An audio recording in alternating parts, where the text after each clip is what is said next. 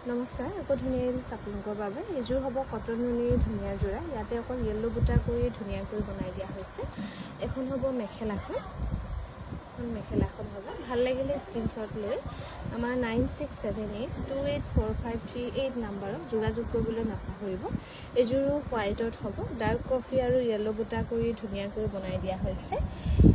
এযোৰা হ'ব আৰু এইযোৰো খুবেই ধুনীয়া হ'ব, লাইট গ্ৰীণত। ইয়াতে অকল য়েল্লো বুটা কৰি ধুনীয়াকৈ বনাই দিয়া হৈছে।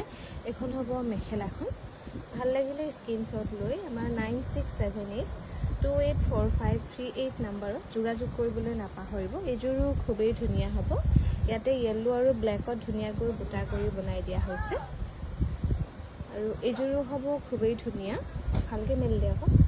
এইযোৰো খুবেই ধুনীয়া হ'ব। ইয়াতে ডাৰ্ক মেৰুন আৰু ৰেডত বুটা কৰি ধুনীয়াকৈ বনাই দিয়া হৈছে। এখন মেখেলাখন হ'ব।